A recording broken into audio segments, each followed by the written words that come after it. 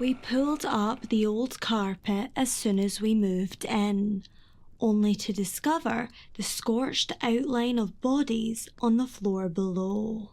Oh hi boys and ghouls, are you ready for a scary story? My name's Megan if you're new here, and if not, welcome back to Here She Lies, a fact or fiction horror podcast that will have you questioning everything you once held dear. Each week, we'll dive into another heart-stopping tale of terror. Some of them are true, and others are just big, fat fibs. It's up to you guys to decide which is which. If you're watching over on YouTube, please smash those like and subscribe buttons. And if you're tuning in via your favourite podcast app, then don't forget to leave a big, juicy 5-star review. Is it true? Is it not true? Have your say either in the comments box below or over on our Instagram page at heresheliespodcast. Hi gremlins! I think it's safe to say that December is just going to be the month of questionable hair choices for me. I don't know what's going on, okay? All my extension girls, yous will understand. I've just had my extensions taken out and I've got about 4 hairs left, so I'm not quite sure how to style it, which is why we have the current situation that we have upstairs. But I'm sure that absolutely no one cares about this conversation, so without further ado, grab your snacks and position yourself behind the sofa as we reveal the answer to last week's episode. And by we, I mean me and my 3 personalities. I told the story of a young Walt Disney World cast member who was pretty sceptical of the other ghost stories she'd heard being passed around by other workers.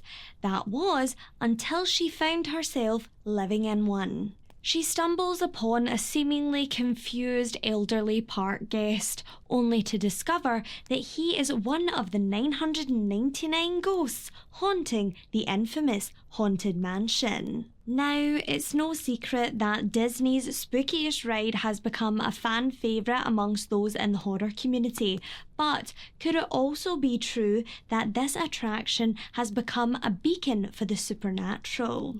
Well, as weird as it may seem, this story is very, very, very, very true.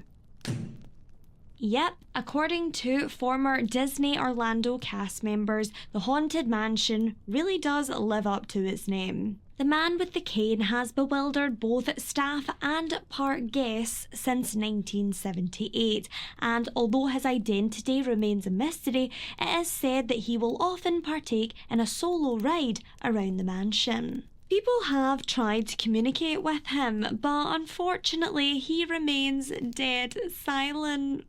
That's not funny. While he may be the most well-known spectre to terrorise employees, he certainly isn't the only one. According to those who've been fortunate enough to work at Disney World, many have felt a heaviness when approaching the grand staircase, and some even swear that a dark apparition will appear to those who are brave enough to venture into the mansion alone after closing. I will also mention that while there are some convincing first-hand accounts of ghostly interactions, there are some urban myths surrounding the attraction that I'd like to debunk.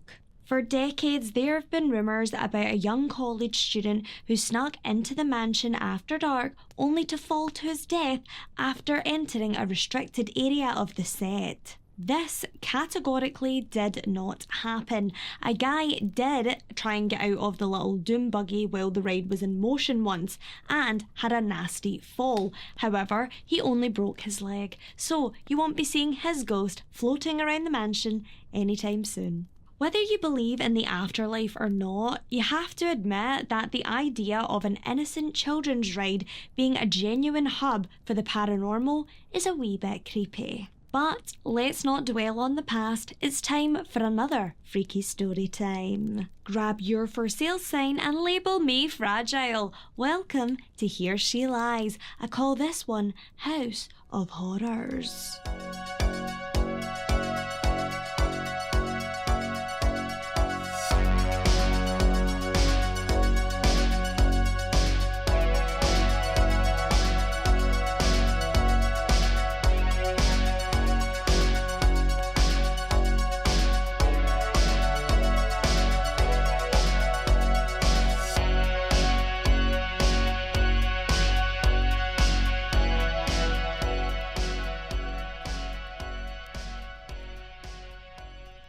The wooden stake plunged deep into the earth as Ellie looked on in disbelief. The word sold emblazoned across the huge sign made her feel uneasy. Standing in her front garden with no idea of where they would be going next, it almost seemed like a threat. For 7 years, she and Kendra had laughed, cried, and built a life together in that house, and now she just felt lost.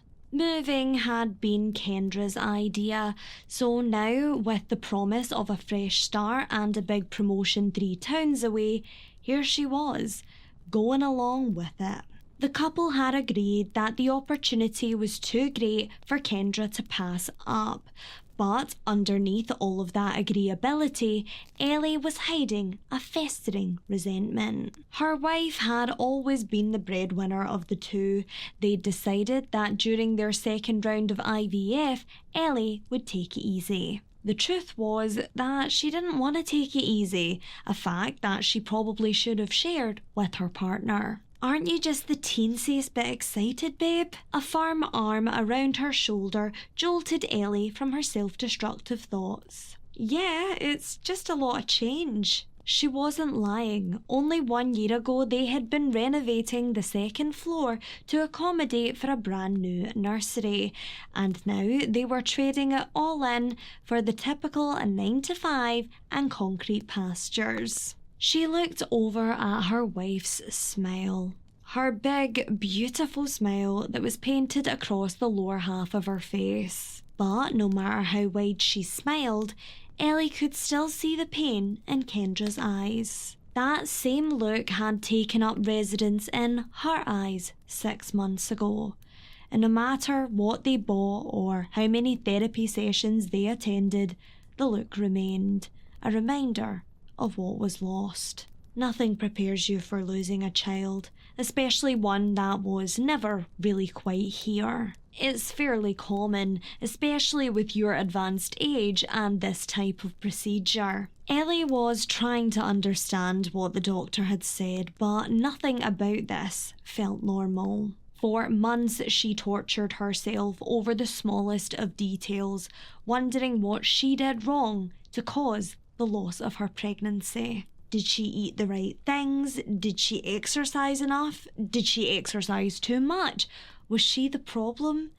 It was just exhausting. Kendra had quickly decided that it was time to put baby making on hold and focus on something more fruitful, such as their careers. Ellie, never one to welcome confrontation, had agreed, and that was that, a very abrupt end to a sorrowful chapter in their marriage. Over the next few days, the couple would view several potential homes, mostly apartments situated in the Brisbane area of Queensland, Australia.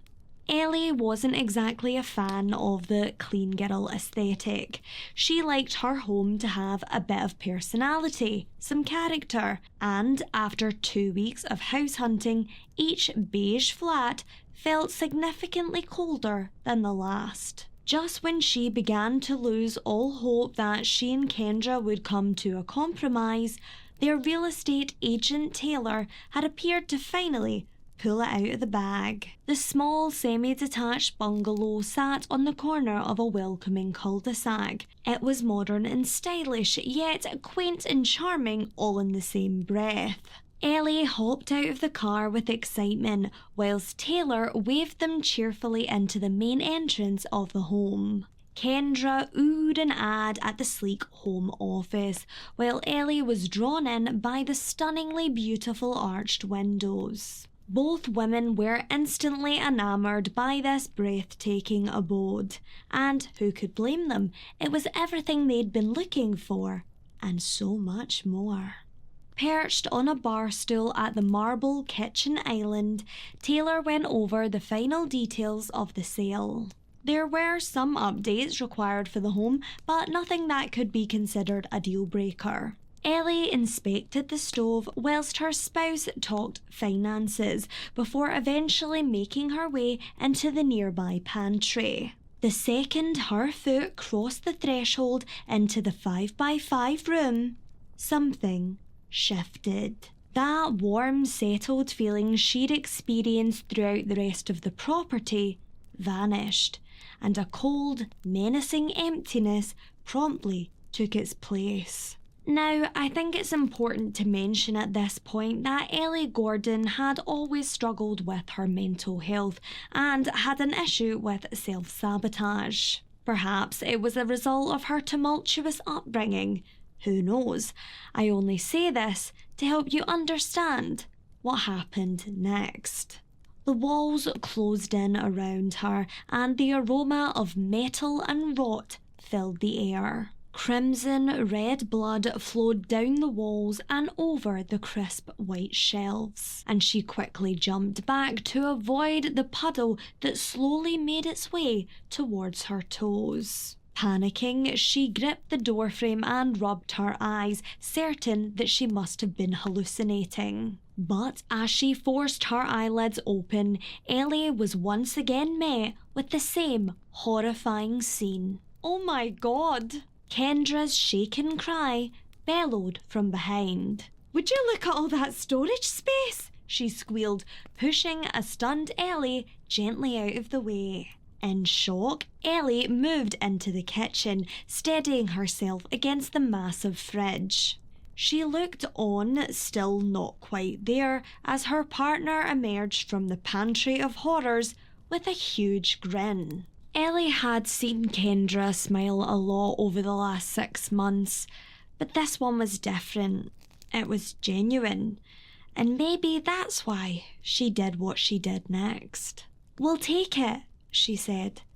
But oddly enough, the words had filled Ellie with dread the moment they'd left her mouth. Ellie, Kendra, and Kendra's mum Lorraine all bundled into the car, preparing to revisit 326 Stockwhip Place the very next day.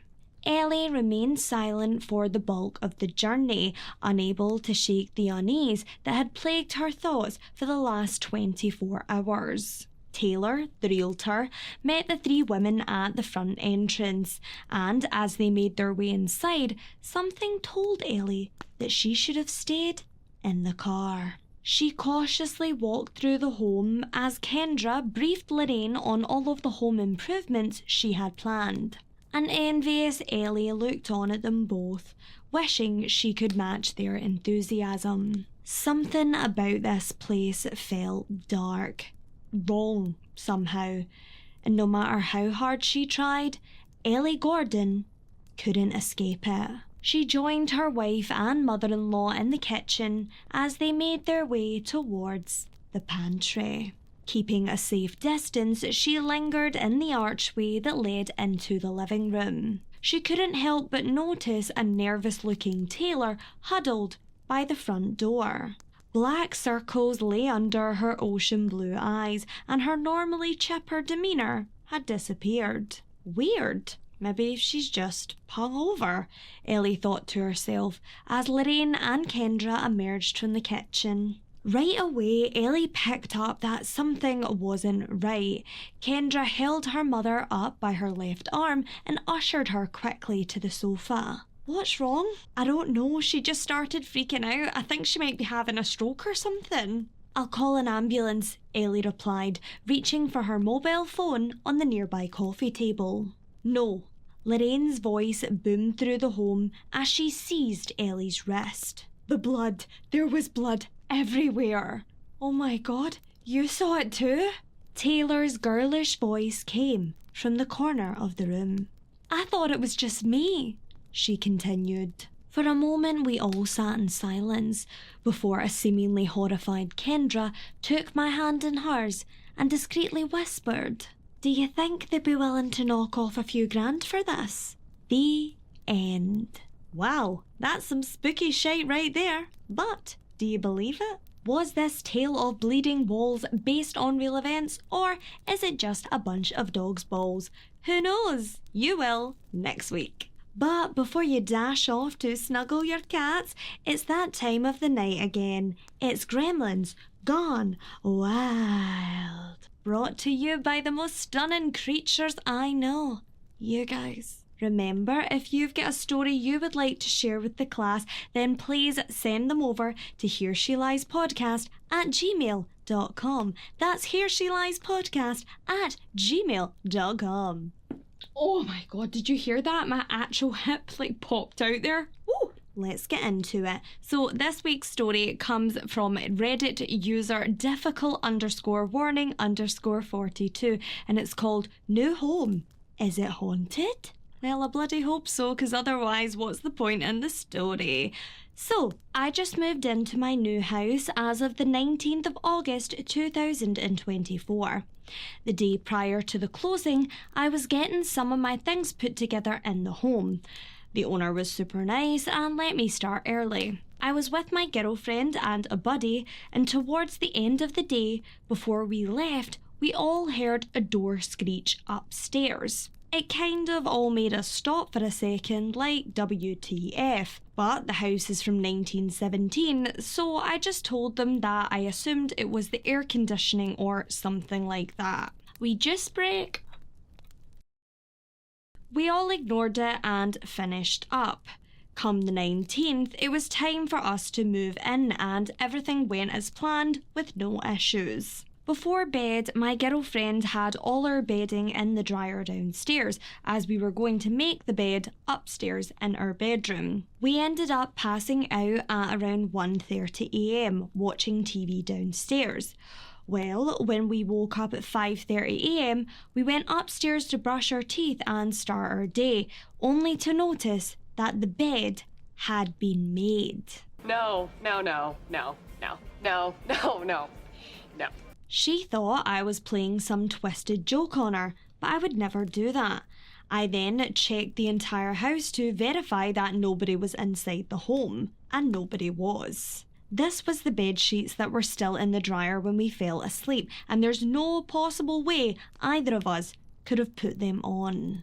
I will say there is a little tiny room just by the upstairs bathroom, and my girlfriend believes that it may have been a maid's room in this home at some point. It should be known that this little room also has a motion sensor light, and yesterday when we were unpacking in the bedroom, the light turned on all by itself. With all of this happening, my girlfriend is now convinced that the house is haunted, and I'm unsure of what to think or do. The bedding could not have possibly made its way upstairs by itself and onto our bed.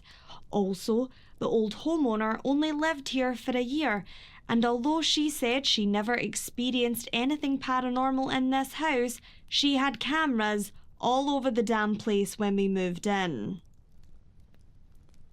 I'm convinced it's because she was trying to catch something paranormal on camera.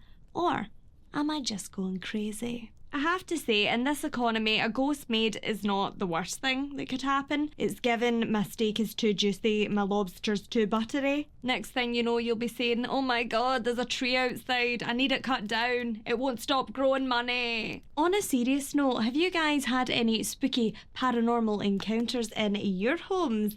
If you have, please send them into the email so we can all have a gander. So guys, before I freeze to death out in the chilly woods in the Highlands of Scotland, it's time for our final segment of the night. It's Spooky Bitch of the Week. Back off, ya spooky bitch! Our latest shout out is for the beautiful Becky. Hi Becky. And she said, I love this story, Megs. This is from last week's Haunted Mansion story. If you don't know, get to know. I love what you're doing now. Putting yourself first is the only way to continue moving forward in any situation. I know that it couldn't have been easy switching your content, but this new chapter is amazing. Thank you. We all love you so much and will stand by you no matter what. To be honest, if you made only cleaning videos, I would still support you and watch. I mean, maybe Becky, if I can get one of those cleaning ghosts. You have been and forever will be my favourite content creator. You bring so much happiness, humour and peace to my life with each video you've made since day one. I struggle with my mental health and you make my days better. I'm also so proud of you for taking a long break to get your mind and health right, because that had to be a scary situation. You're a genuine light in this dark world. I wish more people were like you. I love you so much, Mama Gremlin. XOXOX, Nick's wife, Becky, from Tennessee, USA. Thank you so much, Becky, for that gorgeous message. I appreciate every single message. It was actually so hard to pick one last week because there were some amazing little doozies in there. So I love you guys. I hope you know how special you are to me and how much each one of those messages impacts me and my mental health. I know Christmas can be quite a difficult time for people, especially when you've got mental health issues.